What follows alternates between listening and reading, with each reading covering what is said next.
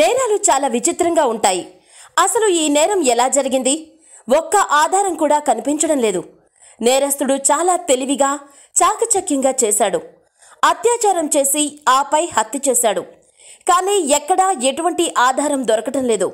అసలు విషయానికొస్తే హైదరాబాద్ మూసాపేటలో ఒక మహిళపై అర్ధరాత్రి తర్వాత అత్యాచారం జరిపి హత్య చేశారు. సంఘటనా స్థలానికి చేరుకున్న పోలీసులకు సీసీ కెమెరాల్లో ఇద్దరు పరారయ్యే అస్పష్ట చిత్రాలు తప్ప ఒక్క ఆధారం లభించలేదు. వేలిముద్రలు, జాగిలాలు, నేర చరిత్ర ఆధారంగా నిందితుల్ని గుర్తించాలనుకున్నా ఆచూకీ చిక్కలేదు. ఇలాంటి సంక్లిష్ట పరిస్థితుల్లో కూకట్పల్లి పోలీసులు సాహసమే చేశారు. నిందితులు వాహనంలో ప్రయాణించిన మార్గాల ఆధారంగా 45 కిలోమీటర్ల మేర దాదాపు 1200 సీసీ కెమెరాలను జల్లెడపట్టారు. బైకు నెంబర్ పసిగట్టి నిందితుల్ని కనిపెట్టారు.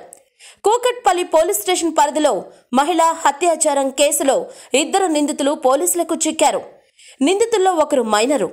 కూకట్పల్లి ఇన్స్పెక్టర్ డి కృష్ణమోహన్తో కలిసి ఏసీపీ కె శ్రీనివాసరావు వివరాలను వెల్లడించారు. హైదరాబాద్ అంతటి మహానగరంలో 45 కిలోమీటర్ల పరిధిలో 1200 సీసీ కెమెరాలు పరిశీలించి కేసు ఛేదించారంటే కూకట్పల్లి పోలీసులను అభినందించాల్సిందే.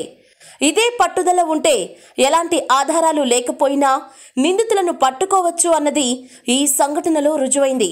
ఇదే సంఘటన ఆంధ్రప్రదేశ్లో జరిగితే నిందితులను పట్టుకోవడంలో పోలీసులు శ్రద్ధ చూపుతారా?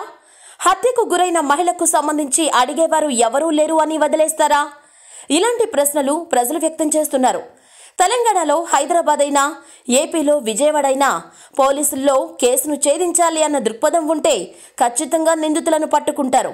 ఒక విధంగా చెప్పాలంటే ఏపీలో ఇలాంటి కేసులను ఛేదించడం కొంచెం కష్టమే.